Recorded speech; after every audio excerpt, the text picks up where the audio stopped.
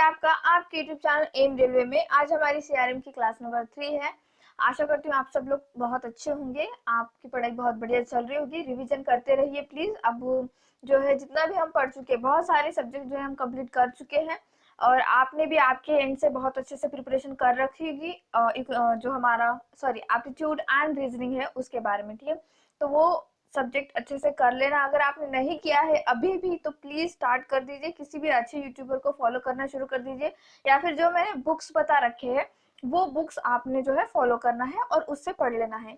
अच्छा, one more thing मैं आपको बताना चाहूंगी कि जो स्ट्रैटेजी वाला वीडियो बना रखा था मैंने 1 मंथ पहले, 1.5 मंथ पहले एक्चुअली, वो वीडियो आपने अभी फिर से देखना है। इस वीडियो को पॉज कर दो या फिर इस वीडियो खत्म होने के बाद वो वीडियो देख लो, बट फिर से वो वीडियो देखना है। और मैंने जैसे जैसे उसमें बता रखा है कि किस तरह से आपको सब्जेक्ट्स खत्म करने हैं, तो जो भी कुछ पढ़ना है वो सब कुछ मैंने उसमें बता रखा है। तो वो जो स्ट्रेटेजी वाला वीडियो है वो आपको अभी बहुत ही ज्यादा काम आएगा, क्योंकि जब हमारे सब्जेक्ट खत्म नहीं हुए थे, अब हमारे सब्जेक्ट ऑलमोस्ट खत्म हो चुके हैं। तो आपको पेपर कौन से लगाने हैं, कौन से कौन से लेवल का पढ़ना है क्या नहीं, उसमें मैंने बता रखा है। सिर्फ 18 मिनट का वीडियो है, तो प्लीज देख लेना। ओके, चलिए स्टार्ट करते हैं।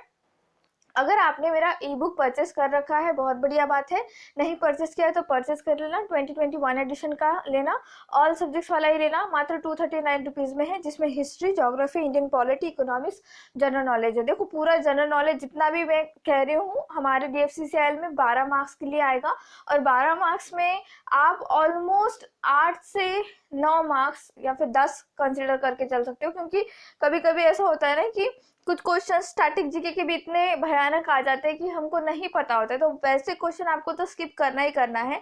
बट 8 से 10 मार्क्स अगर आपको अचीव करने हैं तो प्लीज इस बुक को बहुत अच्छे से पढ़ना, ध्यान से पढ़ना। एटलीस्ट इसके 7 से 8 रिवीजन करना। गारंटी देती हूँ मैं, पॉलिटी का एक भी क्वेश्चन मेरे बुक से बाहर नहीं जाएगा, हिस्ट्री का एक भी क्वेश्चन मेरे बुक से बाहर नहीं जाएगा।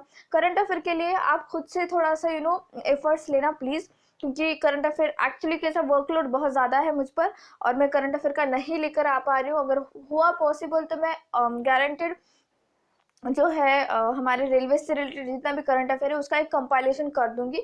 बट मैं प्रॉमिस नहीं कर सकती, I don't want to be false promise और समथिंग लाइक दैट, कि पहले बोल दिया फिर नहीं किया। ऐसे थोड़ा सा वर्कलोड की वजह से थोड़ा प्रॉब्लम हो रहा है। आपको दिखाई भी दे रहा होगा कि मैंने जो वीडियो है पता नहीं, आई थिंक 3 दिन पहले डाला था, ऐसा 3 दिन, 4 डेज या 4 दिन पहले डाला था। तो अभी मैं इसको अपलोड कर रही हूँ just because of my workload, that's it, nothing else. Okay, तो प्लीज उसके लिए मुझे माफ कर देना। बट अब मैं पूरा कोशिश करूंगी कि सीआरएम के जो है मैं लेक्चर्स रेगुलर बेसिस पे आपके लिए लेकर आऊं।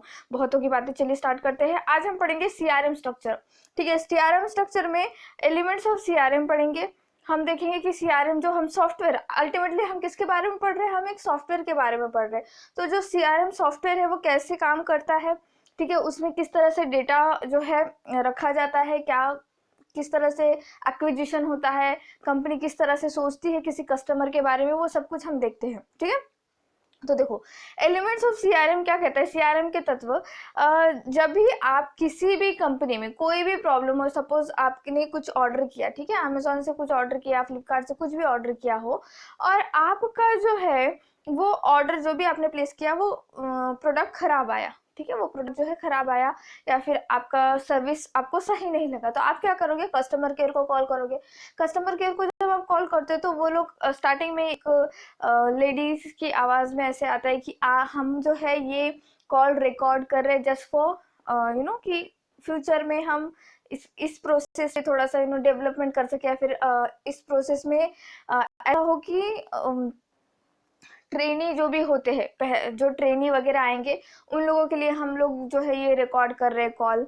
तो आप जब भी कस्टमर केयर को कॉल करते, पहले पहले बहुत पहले ऐसा होता था, मुझे याद है मेरे भैया के पास मोबाइल फ़ोन था, वो छोटा सा मोबाइल फ़ोन था, और उसमें कस्टमर केयर को बहुत ही ज़्यादा कॉल किया जाता था, बिकॉज वो फ्री था समथिंग, या फिर मे बी नेटवर्क का हमेशा इशू होता था, ऐसा कुछ। तो बट जब भी फ़ोन किया जाता था उनको तो वो बोलते थे कि हम ये कॉल रिकॉर्ड कर रहे हैं, ठीक है, हम ये कॉल रिकॉर्ड कर रहे हैं। तो वो कॉल क्यों रिकॉर्ड करते हैं ये लोग, ऐसा क्या क्या उनको ज़रूरत आन पड़ी कि हर एक बंदे की कॉल रिकॉर्ड करे वो, क्यों मतलब ये इतना पैसा डाल रहे कि कॉल सेंटर बना दे उनके, क्यों इतना ज़्यादा एम्प्लॉयज़ वो लोग हायर कर रहे कि कॉल सेंटर पे, मतलब क्यों वो अपना पैसा क्यों डाल रहे भाई? आपने कभी ऐसा सोचा है कि क्यों ऐसा करते होंगे ये लोग?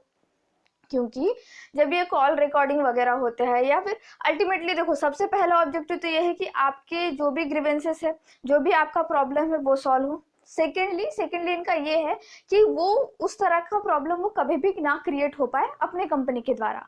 थर्ड, यहाँ पे जब आपका कॉल रिकॉर्ड किया जाता है तो एक तो अगर सामने वाले बंदे ने आपका प्रॉब्लम सॉल्व कर दिया तो वो रिकॉर्डिंग जो भी ट्रेनी होगा वो सुन लेगा, अच्छा अगर बहुत ही अच्छे से उसने प्रॉब्लम सॉल्व किया होगा तो। सेकेंडली, उस रिकॉर्डिंग को ये लोग अच्छे से संभाल के इसलिए रखते हैं कि बाद में जाकर आगे चल के आप लोगों की इंफॉर्मेशन वो आराम से निकाल सके। ठीक है, आप लोगों की इंफॉर्मेशन वो इतने अच्छे से निकाल सके। और फिर अगर ऐसा नहीं कि आपके रिकॉर्डिंग आपने 10 साल पहले कर रखी होगी तो वो अभी मौजूद होगी, ऐसा नहीं होता है, वो डिलीट कर देता है सॉफ्टवेयर ऑटोमेटिकली। बट जो भी आपका रिसेंट वाला कॉल होता है ना, वो लोग बहुत ही अच्छे से रिकॉर्ड करके रखते हैं। ठीक है, तो देखो इसमें इनका बहुत ही ज़्यादा फायदा होता है। क्यों? क्योंकि ये लोग अल्टीमेटली आपके बारे में पूरी जानकारी ले लेते हैं एक ही कॉल में। दूसरी बात क्या होता है कि जब कांटेक्ट करते हैं, ठीक है, हम जब कांटेक्ट करते हैं तो सेल्स डिपार्टमेंट से ही हमारा कांटेक्ट होता है। कस्टमर जब भी पहली बार कांटेक्ट करता है किसी से भी, किसी भी कंपनी से, तो हमारा कांटेक्ट सेल्स डिपार्टमेंट से सबसे पहले होता है। तो अगर सेल्स डिपार्टमेंट से हमारा कांटेक्ट हुआ, ठीक है, और हमको मार्केटिंग वाली चीज़ पसंद नहीं आई, या फिर हमको दूसरे जो भी डिपार्टमेंट है कंपनी में उनकी सर्विस पसंद नहीं आई, तो सेल्स डिपार्टमेंट क्या करेगा, या फिर वो भी कॉल सेंटर वाले लोग क्या करेंगे कि हमारा कॉल उस डिपार्टमेंट को फॉरवर्ड करेंगे, है ना। हमारा कॉल जब उस डिपार्टमेंट को फॉरवर्ड किया जाएगा तो क्या हम फिर से हमारी इंफॉर्मेशन उनको बताएंगे? ऐसा नहीं होता है। सीआरएम जो है वो तुरंत ही आपका पूरा इंफॉर्मेशन बना देता है। जैसे ही एक डिपार्टमेंट से दूसरे डिपार्टमेंट में कॉल जाता है, वो लोग आपका नाम वगैरह भी नहीं पूछते, वो डायरेक्ट आपका प्रॉब्लम देखते हैं और वो बताते हैं कि हाँ इस डिपार्टमेंट से हमारे पास आपका कॉल फॉरवर्ड हुआ है, तो हम आपके जो है प्रॉब्लम के लिए क्या कहते हैं वो लोग, हमें खेद है, हाँ हमें खेद है, और हम जो है इसके ऊपर सोल्यूशन लेकर आ रहे हैं, समथिंग लाइक दैट। तो समझ रहे हो आपकी, मतलब एक कॉल सेंटर बनाने में, एक कॉल रिकॉर्डिंग में कितना मतलब उनका पैसा लगता है, बट अल्टीमेटली आप देखो कि कितना दिमाग लगाया है उन लोगों ने। ठीक है, क्या होता है ना कि अगर सपोज सीआरएम नहीं होता तो क्या होता, ठीक है, सीआरएम अगर नहीं होता, ऐसे कॉल रिकॉर्डिंग वगैरह नहीं होती तो क्या होता। अब मैंने कॉल किया, ठीक है, मैंने कॉल किया, मैंने सेल्स डिपार्टमेंट वाले को बताया मेरा XYZ नाम है, मैंने ये प्रोडक्ट लिया था, प्रोडक्ट आईडी ये है, ये है फलाना ढिमकाना, ये वो, और मुझे प्रॉब्लम है मार्केटिंग वालों से। सेल्स वाले क्या करेंगे, ओके मैम मैं आपको कॉल फॉरवर्ड कर रहा हूँ मार्केटिंग वालों में। मार्केटिंग वाले उठाएंगे मेरा फ़ोन और बोलेंगे हाँ मैम प्लीज़ आपका नाम बताइए, आपका प्रोडक्ट नंबर बताइए, आपका प्रॉब्लम क्या है बताइए, फिर मैं बताऊंगी। तो ये क्या हो गया, ये काम का एफर्ट का डुप्लीकेशन हो गया। ठीक है, मतलब मेरी तरफ से भी टाइम जा रहा है, उन लोगों का भी टाइम जा रहा है, उन लोगों का भी काम डबल हो रहा है और मेरा भी काम डबल हो रहा है, क्योंकि मैं एक ही इंफॉर्मेशन बार बार बता रही हूँ। तो यहाँ पे क्या आता है, एफर्ट डुप्लीकेशन। और सीआरएम क्या करता है, इस डुप्लीकेशन एफर्ट डुप्लीकेशन को खत्म ही कर देता है। वो तुरंत ही आपका डेटा बना देता है, जैसे ही फोन करोगे तुरंत बना दिया। फोन ही नहीं, सिर्फ आप अगर ईमेल भी करोगे, आपने देखना है स्विगी में हेल्प डेस्क आता है, स्विगी जिसके पास भी एप्लीकेशन होगा वहाँ पे हेल्प करके आता है। जैसे आप वो हेल्प पे क्लिक करते हो, एक तो वो पूछेगा कि आपको कॉल करना है क्या या फिर चैट करना है। अगर आप चैटिंग का ऑप्शन चूज करते हो तो वो चैटिंग में भी आपका पूरा डेटा रहता है। ठीक है, तो इस तरह से चीजें होती है। I am sorry for the background noise, please माफ करना उसके लिए। तो इस तरह से चीजें होती है। समझ में आ रहा है कि सीआरएम क्या करता है, अल्टीमेटली सामने वाले कंपनी के एम्प्लॉयज का एफर्ट्स कम करने की कोशिश करता है। अगर डुप्लीकेशन ऑफ एफर्ट्स नहीं होंगे तो कस्टमर को अच्छे से अच्छी सर्विस प्रोवाइड की जाएगी। वही बात अगर मैं दो डिपार्टमेंट को बार बार बताऊंगी तो मैं भी इरिटेट हो जाऊंगी और सामने वाला बंदा इस वजह से इरिटेट हो जाएगा क्योंकि मैंने इंफॉर्मेशन बराबर नहीं बताई है। क्योंकि देखो, एक बार इंफॉर्मेशन मैं बता दूंगी तो हो सकता है जब मैं सेल्स डिपार्टमेंट से बात कर रही हूँ तो कुछ इन्फॉर्मेशन वहाँ पे मिस हो जाए या फिर कुछ इन्फॉर्मेशन वहाँ पे एक्स्ट्रा चली जाए, और वहीं अगर मैं इनको बात कर रही हूँ मार्केटिंग वालों को तो वहाँ पे कुछ मिस हो जाए बिकॉज ऑफ माई इरिटेशन। हो सकता है क्योंकि पेशेंस नहीं है अब लोगों में। तो CRM जो है डुप्लीकेशन ऑफ एफर्ट को खत्म करता है। अब स्टेटमेंट पढ़ना, आराम से आपको समझ में आ जाएगा। When your company communicates with your customers, the process can involve many different people within both the organization using a variety of different methods। ठीक है, जैसे कि मैंने कहा कि भाई बहुत सारे ऐसे हम लोग जो कस्टमर जब बात करते हैं तो ऐसा नहीं कि सिर्फ हम सेल्स डिपार्टमेंट से ही बात कर रहे हैं, हम मार्केटिंग डिपार्टमेंट से भी बात कर सकते हैं। अगर कॉल कर दिया जाए तो हम कॉल सेंटर पे से सेल्स डिपार्टमेंट को भी जाएंगे, मार्केटिंग डिपार्टमेंट में भी जा सकते हैं, किसी भी तरह से जा सकते हैं। तो एक ही विद इन ऑर्गेनाइजेशन हम अलग अलग डिपार्टमेंट में कांटेक्ट कर सकते हैं। The main tool that is used in an order that is communicated by your customer to your sales department। ठीक है, however this is only one of many communication that should be managed to ensure that your company can provide the best customer service experience possible। The use of customer relationship management software should be considered। तो देखो, अगर आप चाहते हो कि आपकी company, ठीक है, आपके जो भी ग्राहक है उनको अच्छे से उनको सर्विस मिले, तो आपने CRM सॉफ्टवेयर यूज करना चाहिए। अब क्यों यूज करना चाहिए मैंने आपको बता दिया थोड़ी देर पहले।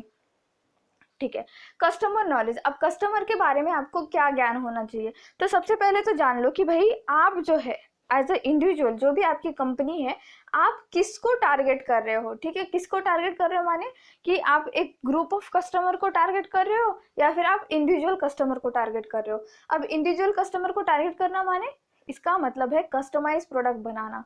जैसे मैंने पिछले वीडियोस में बता रखा था कि आजकल बहुत ही ज़्यादा ट्रेंड है कि कस्टमाइज नेकलेस जो है लड़कियां बहुत ही ज़्यादा पहन रही है, कस्टमाइज नेकलेस। तो ये कैसे कैसे हो रहा है, क्योंकि वो जो कंपनियां कस्टमाइज नेकलेस प्रोवाइड कर रही है वो इंडिविजुअल कस्टमर को टारगेट कर रही है। ऐसा नहीं है कि वो पूरे एक ग्रुप ऑफ कस्टमर को टारगेट कर रही है, उनको ऐसा कुछ लेना देना नहीं है। इंडिविजुअल कस्टमर आएगा, वहाँ पे फॉर्म फिलअप करेगा, उनको क्या चाहिए उस नेकलेस में वो बताएगा, फोटो क्लिक करेगा, फोटो सेंड कर देगा, उसी तरह से वो नेकलेस बन के आ जाएगा। तो यहाँ पे क्या हो रहा है, इंडिविजुअल कस्टमर। वहीं अगर आप ब्रॉडर वे में देखें जैसे नायका, तो ये ग्रुप ऑफ कस्टमर को टारगेट कर रहा है। ग्रुप ऑफ कस्टमर कौन, लेडीज जो मेकअप वगैरह ब्रांड्स खरीदना चाहती है इस तरह से, या फिर बहुत बड़े बड़े ब्यूटी पार्लर्स वगैरह। तो ये क्या है, ग्रुप ऑफ कस्टमर को टारगेट कर रहा है। तो ये कस्टमर के बारे में नॉलेज की बात होती है। ठीक है, the customer service function in your company represent the front office the function that interact with your customer, और वो कस्टमर के साथ इंटरेक्शन के बारे में बताता है। ठीक है, these are the business process that allow your company to sell product and services to your customer, communicate with your customer with regards of marketing and dealing with the after sales services requirement of the customer। Each interaction with the customers is recorded and stored within a CRM software where it can be retrieved from by the other employees if needed। अच्छा, CRM knowledge के बारे में देखो, customer knowledge में क्या है कि मैंने जैसे कहा कि वो जो भी आपका रिकॉर्डिंग किया जाता है, कॉल का रिकॉर्डिंग किया जाता है, इसलिए किया जाता है कि आगे आपको कुछ प्रॉब्लम ना हो। और दूसरी बात, जब भी कोई जो भी सपोज आपने अगर कॉल सेंटर में कॉल किया और मैं वहाँ पे अगर आपका कॉल उठा रही हूँ, मैंने आपसे बात की तो ये कॉल रिकॉर्ड कर दी गई। ठीक है, अब मैं जब वहाँ से चली जाऊँगी, मेरी शिफ्ट खत्म हो चुकी है, मैं चली जाऊँगी, दूसरी कोई बंदी वहाँ पे आके बैठेगी उसी चेयर पे, तो वो बंदी जब आपका फिर से कॉल आएगा तो वो जो है पहले वाली रिकॉर्डिंग सुन लेगी या फिर पहले वाला डेटा देख लेगी जो मैंने रिकॉर्ड किया था CRM सॉफ्टवेयर में। ठीक है, तो ये इससे क्या होगा कि आपको अच्छी सर्विस प्रोवाइड की जाएगी। अच्छा, रिलेशनशिप स्ट्रैटेजी। तो ये यहाँ पे क्या होता है कि जब आप कस्टमर के बारे में पूरा नॉलेज रखते हो तो इसमें आपको 3-4 बातें जो है आपका बन जाता है। सबसे पहले रिलेशनशिप स्ट्रैटेजी बन जाती है कि भाई यहाँ पे किस तरह से इस बंदी को हैंडल करना है। सेकेंडली, आप कम्युनिकेशन अच्छे से कर पाते हो बिकॉज क्योंकि आपके पास उनका पूरा डेटा है। जैसे सपोज अगर आपको, जैसे आप किसी को कॉल करते हो या फिर कस्टमर केयर को कॉल करते हो, जब वो आपका नाम लेके बुलाते हैं, मिस डैश और मिस्टर डैश, आपका यहाँ पे प्रॉब्लम आ चुका है, मैंने केस रजिस्टर कर लिया है, ये इशू है और आपको ये प्रॉब्लम नहीं आएगा इसके बाद, आपसे बात करके अच्छा लगा, आपका दिन शुभ हो, तो आपको क्या लगेगा, अच्छा लगेगा, है ना। तो यहाँ पे कम्युनिकेशन वो इतना अच्छे से क्यों कर पा रहे, क्योंकि आपका डेटा वहाँ पे पड़ा हुआ है। उनको क्या पता आप कैसे दिखते हो, उनको क्या पता आप लेके आपका वॉटेवर कि मतलब आप क्या रिक्वायरमेंट्स वगैरह है, बट अल्टीमेटली आपने जो पहले डेटा दे रखा है उससे वो आपकी एक छवि बना लेते हैं और अच्छे से कम्युनिकेट कर पाते हैं। ठीक है, और इंडिविजुअल वैल्यू प्रोपोजिशन, जैसे मैंने कहा कि व्यक्तिगत मूल्य प्रस्ताव रखते हैं, मतलब इंडिविजुअली वो आपसे अच्छे से बात कर पाते हैं। अच्छा, सेल्स फोर्स ऑटोमेशन। अब सेल्स फोर्स ऑटोमेशन क्या चीज़ है? देखो, कंपनी का जो सेल्स डिपार्टमेंट है ये कॉन्स्टेंटली देखता रहता है कि भाई किस तरह से नए कस्टमर उठा कर लेके आए और जो पहले वाले कस्टमर्स हैं उनको कैसे बनाए रखे, है ना। तो जो सेल्स फोर्स ऑटोमेशन है सीआरएम सॉफ्टवेयर, ये क्या करता है, सेल्स टीम को अलाउ करता है कि वो रिकॉर्ड करे हर एक बंदे की कॉन्टैक्ट, ठीक है, हर एक कस्टमर के कॉन्टैक्ट रिकॉर्ड करे, उसके डिटेल्स रिकॉर्ड करे, उनको फॉलो करे, ठीक है, उनको फॉलो करे। फॉलो अप कैसे करे कि भाई इनकी एक्टिविटीज क्या है, ये क्या चाहते हैं, मतलब ये जो है अगर मेरा प्रोडक्ट नहीं ले रहे तो फिर ये किसका प्रोडक्ट ले रहे हैं, मेरे कॉम्पिटिटर का प्रोडक्ट तो नहीं ले रहे। अगर मेरे कॉम्पिटिटर का प्रोडक्ट ले रहे तो क्यों ले रहे, उसने प्राइस कम किया है क्या, उसने सेल्स प्रोवाइड की है क्या, क्या उसकी सर्विस बहुत बढ़िया है क्या, क्या ऐसा है कि मेरा कस्टमर उधर जा रहा है, या फिर क्या ऐसा है कि कॉम्पिटिटर का कस्टमर मेरे पास आ रहा है। तो ये फॉलो अप करने की चीजें होती है। और ये क्या करते हैं कि जो सेल्स फोर्स ऑटोमेशन सॉफ्टवेयर है ये प्रोवाइड करता है सेल्स फोर्स ग्रेटर इफिशियंसी, ठीक है, बहुत अच्छी इफिशियंसी प्रोवाइड करता है। और थोड़े से चांसेस होते हैं कि डुप्लीकेशन ऑफ एफर्ट हो, वहाँ पे ज़्यादा एज डुप्लीकेशन ऑफ एफर्ट नहीं होते, जैसे मैंने आपको जस्ट बता रखा है कि डुप्लीकेशन ऑफ एफर्ट्स कम करने में सीआरएम सबसे बढ़िया काम करता है, बहुत बढ़िया काम करता है। और एबिलिटी होती है कि एम्प्लॉय जो आउटसाइड सेल्स डिपार्टमेंट है वो भी आपके साथ अच्छे से बात कर पाए, उनको सेल्स डिपार्टमेंट में होने की जरूरत नहीं है आपसे बात करने के लिए, क्यों, क्योंकि आपका डेटा वहां पे रिकॉर्डेड है, ठीक है। तो देखो, सेल्स फोर्स ऑटोमेशन के बारे में पढ़ो। The company sales department is constantly looking for sales opportunity with existing and new customer.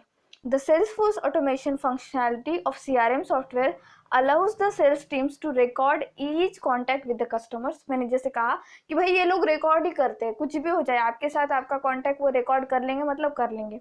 And the details of the contact and if follow up is required, और उनके डिटेल रखते हैं, और अगर फॉलो अप करना हो, अगर ज़रूरत हो फॉलो अप करने की तभी वो आपको फॉलो अप करेंगे, ऐसा नहीं कि वो फॉलो करेंगे इंडिविजुअल हर एक को फॉलो करते बैठेंगे तो बहुत उनको नुकसान हो सकता है, क्योंकि हर एक बंदा फिर या फिर सॉफ्टवेयर के ऊपर पैसे लगाओ, फिर वो सॉफ्टवेयर को अच्छे से एनालिसिस करने के लिए बंदे के ऊपर पैसे लगाओ XYZ, तो इतना नहीं करते वो। हाँ, बस ऐसा है कि कुछ इंडिविजुअल कस्टमर्स को वो फॉलो अप करते हैं, गारंटेड करते हैं। अब मैम इंडिविजुअल कस्टमर मतलब क्या, मुझे फॉलो अप करेंगे क्या, आपको फॉलो अप करेंगे, नहीं नहीं, इंडिविजुअल कस्टमर माने बड़ी बड़ी कंपनियां जहाँ पे 3.5 लाख 4 लाख एम्प्लॉय है खुद के, उनको फॉलो अप तो जरूर करेंगे वो लोग, क्यों, क्योंकि वहां से रेवेन्यू जनरेट होता है। इंडिविजुअल कस्टमर माने ऐसा मत समझ लो कि एक सिंगल सिंपल इंसान के बारे में बात हो रही है, नहीं, यहाँ पे एक सिंगल इंसान भी आ सकता है, यहाँ पे एक सिंगल कंपनी भी आ सकती है जिसमें 4-4 5-5 लाख एम्प्लॉयज है, ठीक है। तो देखो यहाँ पे क्या था, this can be provide a sales force with a greater efficiency as there is a little chances for duplication of effort.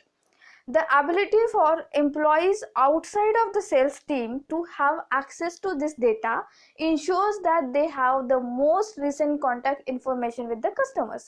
This is important when customer contact employees outside of the sales team so that customers are given the best level of customer service। जैसा मैंने पहले कहा कि भाई ये लोग data इसलिए record करते हैं कि सेल्स डिपार्टमेंट के अलावा भी कोई डिपार्टमेंट वाले आपसे अगर कांटेक्ट कर रहे हैं तो उनके पास आपका डेटा इतना बढ़िया कि वो आपको अच्छा सर्विस प्रोवाइड कर सके with the help of that data, okay. अच्छा, नेक्स्ट बात क्या है, कैंपेन मैनेजमेंट। अब कैंपेन मैनेजमेंट माने अभियान प्रबंधन। अभियान प्रबंधन कौन करता है, सेल्स डिपार्टमेंट ही करता है। ये हमेशा कोई ना कोई कैंपेन लेकर आएगा, इस तरह से लेके आएगा कि भाई हमने ये सेल्स निकाल दी है, हमने हमारा जो है 50% ऑफ दे दिया है, या फिर आप अगर अभी बाय वन गेट वन जैसी चीज़ें अगर एक खरीदोगे तो 2 मिल जाएगा। तो ये कैंपेन का काम कौन करता है, अल्टीमेटली सेल्स डिपार्टमेंट करता है। क्यों करता है, न्यू कस्टमर खींचने के लिए और एग्जिस्टिंग कस्टमर्स बोर ना हो जाए, एग्जिस्टिंग कस्टमर किसी और के पास ना चले जाए, वो कॉम्पिटिटर के पास जाके प्रोडक्ट ना खरीद ले, इसके लिए कैंपेन करना जरूरी होता है और ये सीआरएम प्रोसेस में ही आता है, ठीक है। The sales team approach prospective customers in the hope of winning new customers, new business. The approach taken by the sales team is often focus on campaign where a group of specific customers are targeted based on the set of criteria। अब यहाँ पे क्या करते हैं ना, जब वो campaign करते हैं तो वो सेट ऑफ क्राइटेरिया रखते हैं हर कस्टमर के लिए। ऐसा नहीं है कि वो ऐसे ही अंधाधुंध किसी को भी लिए जो है सर्विस लेकर आ जाए या फिर डिस्काउंट दे दे, नहीं। यहाँ पे जो है एक तरह से आप वो अगर सोचोगे कि ये लोग टारगेट करते हैं लोगों को, इस यानी ग्रुप बनाते हैं। ग्रुप इन द सेंस जैसे जुलाई अगस्त में अगर कैंपेन करना हो तो स्टूडेंट को टारगेट करेंगे। क्यों? क्योंकि नया नया स्कूल स्टार्ट होता है, नया नया कॉलेज स्टार्ट होता है, तो यहाँ पे हो सकता है कि जो स्कूल गोइंग गर्ल्स है, स्कूल गोइंग बॉयज है, कॉलेज गोइंग गर्ल्स है, कॉलेज गोइंग बॉयज है, या फिर वहाँ पे पढ़ाने वाले टीचर्स है, इन लोगों को जो भी अवेलेबल मतलब सर्विस चाहिए या प्रोडक्ट चाहिए, इसका अगर हम कैंपेन शुरू कर दे तो सेल्स बढ़ सकती है।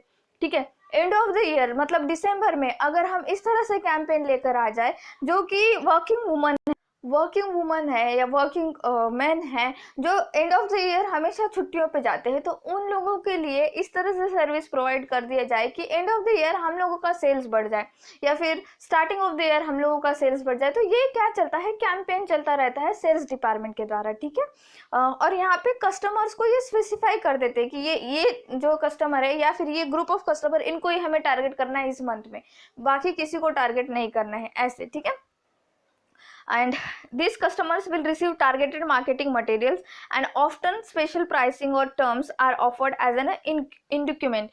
मतलब यहाँ पे क्या करते हैं कि भाई उनको स्पेशल प्राइस दे दिया। मैं आई थिंक कल 5th ऑफ जुलाई को, एक्चुअली 5th ऑफ जुलाई को मेरा बर्थडे था, तो मैं तनिष्क में गई थी, मुझे इयररिंग्स लेना था। तो देवर लाइक कि अगर किसी का भी बर्थडे है, ठीक है, उस मंथ में किसी का भी अगर बर्थडे है तो हम 10% डिस्काउंट दे देंगे, उस प्राइस जो भी आप खरीद रहे हो उसके ऊपर 10% प्राइस जो है डिस्काउंट मिल जाएगा। अब ये क्या है, यहाँ पे उन लोगों ने मुझे स्पेशल उस मंथ में जितने भी लोग हैं जिसका भी बर्थडे है उनको टारगेट कर दिया और उन्होंने जो है स्पेशल प्राइसिंग ऑफर मुझको दे दिया। तो मैंने क्या किया, तुरंत ले लिया, जस्ट बिकॉज कि मुझे वहाँ पे 10% डिस्काउंट मिल रहा था एंड मुझे वो इयररिंग्स बहुत ज़्यादा पसंद आए, तो मैंने वो खरीद लिए, है ना। तो यहाँ पे क्या बात आ रही है कि ये लोग स्पेशली टारगेट करते हैं। मार्केटिंग करना ये बहुत वास्ट टर्म है, ठीक है, बहुत वास्ट टर्म है और हमको ये बहुत जल्दी जल्दी पढ़ना पड़ रहा है। मैं जैसे हमेशा बताते रहती हूँ कि MBA के बच्चे इसको 2-2 साल पढ़ते हैं और फिर वो इतना बड़ा बड़ा पैकेज उठाते हैं इतनी बड़ी बड़ी कंपनियों में, क्योंकि भाई अल्टीमेटली सेल्स चलती है। अगर आपने ऐसा आइडिया दे दिया, अब मैंने आपको बता दिया कि भाई ऐसे ऐसे जो है हुआ था कि बर्थडे की वजह से 10% मुझको डिस्काउंट मिला, तो अब आगे जाके क्या होगा कि आपका बर्थडे होगा और आप अगर तनिष्क में जाकर ज्वेलरी खरीदना चाहोगे तो आप भी आपके बर्थडे के दिन ही जाओगे। क्यों? क्योंकि अल्टीमेटली आपको भी 10% डिस्काउंट मिलेगा, है ना। तो ये क्या होता है, ये सेल्स डिपार्टमेंट की बात ही होती है सारी। ठीक है, and this customer will receive targeted marketing material, and जैसे कि मैंने कहा CRM software is used to record the campaign details, customer response and analysis perform as the part of the campaign। अब CRM software का यहाँ पे क्या काम आता है कि भाई सेल्स डिपार्टमेंट ने कैंपेन तो निकाल दिया, यहाँ पे ऐसे ऐसे हुआ, और CRM सॉफ्टवेयर करता है कि ये कैंपेन के पीछे कितने लोग आए, ठीक है, कितने जो है रिस्पॉन्स यहाँ पर आए, कितने लोगों ने ये हमारा प्रोडक्ट खरीदा या सर्विस खरीदी, कितना फायदा हमको हुआ, क्या ये कैंपेन हमें चलाना चाहिए या नहीं, यस और नो वाला जो होता है, यस और नो वाला जो पोर्शन होता है वो सारा एक सॉफ्टवेयर में आ जाता है। तो मतलब यहाँ पे अल्टीमेटली उस कैंपेन के बारे में, उस अभियान के बारे में एक रिपोर्ट तैयार करने का काम कौन करता है, CRM सॉफ्टवेयर करता है। ठीक है, CRM प्रोसेस। अब CRM प्रक्रिया क्या है कि the formation of CRM refers to the decision regarding. अब यहाँ पे क्या होता है कि CRM प्रोसेस में एक डिसीजन लिया जाता है कंपनी के द्वारा। डिसीजन कैसे लिया जाता है कि ये लोग पहले ही डिसाइड कर लेते हैं किसको टारगेट करना है। जैसे मैंने अभी जस्ट आपको बताया किसको टारगेट करना है, इंडिविजुअल को करना है, ग्रुप ऑफ कस्टमर को करना है। टारगेट कर लिया, यहाँ पे तीन पोर्शन होते हैं। अगर आपने टारगेट कर लिया, जैसे कि ऑब्जेक्टिव, ठीक है, आपका पर्पस क्या है कि डिफाइन कर लिया आपने पर्पस। नेक्स्ट आप क्या करेंगे कि CRM को उसके अंदर एंगेज करेंगे, उस सॉफ्टवेयर को एंगेज करेंगे और सेलेक्ट करेंगे पार्टीज, कस्टमर पार्टनर सेलेक्ट करेंगे। एंड CRM प्रोग्राम को इस तरह से डेवलप किया जाएगा कि वो हमें हमारे कस्टमर के साथ एक सही से रिलेशनशिप एंगेज करके दे दे। क्यों ऐसा एंगेज करके दे दे CRM सॉफ्टवेयर कि भाई हमारा सेल्स बढ़ सके, हमारा फायदा हो, रिवेन्यू जनरेट हो, तो ये CRM कर देता है। ठीक है, तो ये CRM जो है CRM प्रोसेस के अंदर आता है ये। अच्छा, 3 steps for CRM process, 3 steps होती है सीआरएम प्रोसेस की। सबसे पहली स्टेप होती है एक्विजिशन, ठीक है। एक्विजिशन मतलब अधिग्रहण करना, हमारे कस्टमर को एक्वायर करना। सेकेंड स्टेप है कस्टमर इंटरेक्शन मैनेजमेंट, कस्टमर के साथ इंटरेक्शन कैसे करना है इसके बारे में मैनेजमेंट। थर्ड है कस्टमर रिटेंशन, ग्राहक प्रतिधारण, ठीक है। तो कस्टमर एक्विजिशन जो है is a broad term that is used to identify the process and procedure used to locate, qualify and ultimately secure the business of new customer, ठीक है। कस्टमर एक्विजिशन छोटी मोटी टर्म नहीं है, बहुत बड़ी टर्म है, एक ब्रॉडर इशू है ये। इसमें क्या करते हैं कि भाई हम लोकेट करते हैं, हम जो है क्वालिफाई करते हैं, हम अल्टीमेटली देखते हैं कि हमारा बिजनेस सिक्योर है या नहीं, न्यू कस्टमर हमारे जो है वो हमें सिक्योर जो है बिजनेस देंगे या नहीं, ठीक है। कस्टमर रिटेंशन जो है ये एक एफर्ट है। एफर्ट क्या करता है, ये आइडेंटिफाई करता है और क्वालिटी कस्टमर को ये जो है आइडेंटिफाई करने का काम करता है। कस्टमर रिटेंशन करना मतलब एफर्ट्स लेना कि हमारे जो भी क्वालिटी कस्टमर्स है उनको बनाए रखने का काम, ठीक है। और इनपुट एक्विजिशन, अब इनपुट एक्विजिशन क्या है कि the purpose of customer acquisition on an organisation is likely to focus its attention on the following. अब ये यहाँ पे क्या होता है कि भाई तुम एक्विजिशन करना चाहते हो, ठीक है, आप कस्टमर को एक्वायर करना चाहते हो, तो कुछ चीज़ें हैं आपको फॉलो अप करने होंगे। कुछ चीज़ें क्या मानी, सबसे पहला तो 10 सस्पेक्ट, कि 10 सस्पेक्ट माने कि आपका कस्टमर को देखो, पहले कस्टमर क्या चाहता है, कस्टमर की नीड क्या है, कस्टमर के रिक्वायरमेंट क्या है, कस्टमर वर्किंग है या नहीं, कस्टमर स्कूल गोइंग है क्या, कस्टमर कॉलेज गोइंग है क्या। अगर आप सब कुछ जान लोगे उनके बारे में तो आपको एक एनालिसिस मिल जाएगा, एक रिपोर्ट कार्ड मिल जाएगा उस इंडिविजुअल का, और आपको समझ में आ जाएगा कि उनको क्या बेचना है, ठीक है। सेकेंडली इंक्वायरी, अब जैसे कि मैंने जस्ट बताया कि रिपोर्ट कार्ड, इंक्वायरी यहाँ पे हो गई। द लास्ट कस्टमर मतलब कि आपका पहले कस्टमर था, छूट गया, अब वो छूट गया कस्टमर, तो क्यों छूट गया, ठीक है। आपसे छूट गया वो कस्टमर, आपके कॉम्पिटिटर के पास चला गया, अब क्यों चला गया, क्या हुआ, क्या प्रॉब्लम था, ठीक है। नेक्स्ट है द फॉर्मर कस्टमर, जो पहला हमारा कस्टमर था, यानी एग्जिस्टिंग कस्टमर। अगर आप पहले से उनके कस्टमर, जैसे नायका के मैं अप्रोक्सीमेटली मैं 3 साल से, नॉट 3 साल एक्चुअली, मैं 4 साल से नायका से ही प्रोडक्ट खरीदती हूँ, तो वो लोग जो है एग्जिस्टिंग कस्टमर को बहुत बढ़िया डील देते हैं, मतलब उनको हमेशा से डिस्काउंट प्रोवाइड किया जाता है। एक वहाँ पे सर्विस होती है प्लैटिनम, डायमंड, सिल्वर, गोल्ड, तो जो बहुत ही ज़्यादा टाइम से उनके पास से जो बहुत पहले से स्टार्टिंग से जो उनसे प्रोडक्ट लेते हैं, उनको अलग अलग क्राइटेरिया में उन्होंने डिवाइड कर रखा है और उनको अलग अलग डिस्काउंट दिया जाता है जब भी सेल्स होती है। जैसे अगर आप अमेजोन की बात कर लो, तो अमेजोन प्राइम अगर आप मेंबर होगे तो आप 2 घंटे पहले सेल्स से, जो भी उनका सेल चलता है 2 घंटे पहले वहाँ से प्रोडक्ट ले सकते हो। अगर आप अमेजोन प्राइम मेंबर नहीं हो तो आपको 2 घंटे पहले वहाँ पे लेने को जो है प्रोडक्ट नहीं ले सकते। सेकेंडली आपको फ्री डिलीवरी नहीं मिलेगी। अब मैं अमेजोन प्राइम मेंबर हूँ तो मैं क्या करती हूँ कि सपोज 150 का कुछ प्रोडक्ट है तो वो भी फ्री मतलब डिलीवरी चार्जेस नहीं आते उसके ऊपर, वो फ्री ऑफ मतलब वो कॉस्ट ऑफ डिलीवरी वो जो होता है वहाँ पे कट हो जाता है। तो ये क्या होता है कि ये फॉर्मर कस्टमर या फिर आपके एग्जिस्टिंग कस्टमर या फिर आपके प्लैटिनम कस्टमर या फिर आपके मेंबरशिप कस्टमर, इनके बारे में ये लोग पूरा जानकारी लेना जरूरी है। क्यों? क्योंकि आपको राज करना है ना पूरा मार्केट में, आपको एक्विजिशन चाहिए पूरा कस्टमर का, तो ये सारी चीजें आपको देखनी पड़ेगी। नेक्स्ट है द कॉम्पिटिटर कस्टमर। अब कॉम्पिटिटर कस्टमर माने कि आपके कॉम्पिटिटर का कस्टमर आपके पास अगर आ गया, ठीक है, उसके बारे में जानकारी। The competitor lapse customer, the competitors customer माने कि आपके कॉम्पिटिटर के कस्टमर के बारे में आपको जानकारी होनी चाहिए। द लास्ट जब द कॉम्पिटिटर लैप्स कस्टमर माने कि आपके अगर कॉम्पिटिटर के कस्टमर लूज हो रहे हैं तो क्यों लूज हो रहे हैं, और वो लूज होने वाले कस्टमर आपके पास आ रहे हैं या नहीं, इसकी जानकारी आपके पास होनी चाहिए। नेक्स्ट थिंग कि द कॉम्पिटिटर्स इंक्वायरी, कि कॉम्पिटिटर के बारे में भी आपको पता होना चाहिए कि किस तरह की सर्विस प्रोवाइड कर रहा है, किस तरह के वो लोग सेल्स वगैरह उनका कैसे चल रहा है, किस तरह से सब कुछ कॉम्पिटिटर के बारे में अगर आपको पता होगा तो आप उस तरह से रणनीति बना पाएंगे। Secondly the competitor farmer customer, के कॉम्पिटिटर के पहले के कस्टमर के बारे में भी आपको जानकारी होनी चाहिए। द रेफरल यानी कि अगर आपके कस्टमर्स रेफरल के द्वारा आ रहे हैं तो इनको रेफरल कौन कर रहा है, कोई यूट्यूबर कर रहा है, कोई इन्फ्लुएंसर कर रहा है, या फिर कोई इंडिविजुअल कर रहा है या फ्रेंड्स सर्कल में हो रहा है, फैमिली ग्रुप से ही आया है, ये सब कुछ आपको पता होना चाहिए। देन एग्जिस्टिंग कस्टमर की, आपके मौजूदा ग्राहक के बारे में भी आपको पूरी इंफॉर्मेशन होनी चाहिए। तो ये एक्विजिशन के कुछ पॉइंट्स हैं जहाँ पे फोकस करना जरूरी है एक कंपनी के लिए, ठीक है। तो सीआरएम प्रोसेस हमने पढ़ लिया है। कल थोड़ा सा इसका पोर्शन बाकी है, वो मैं करा दूंगी, डायग्राम के हेल्प से मैं आपको वो बता दूंगी, ठीक है। Thank you so much for watching, please subscribe to my channel, share this video, like this video and please keep revising. Thank you.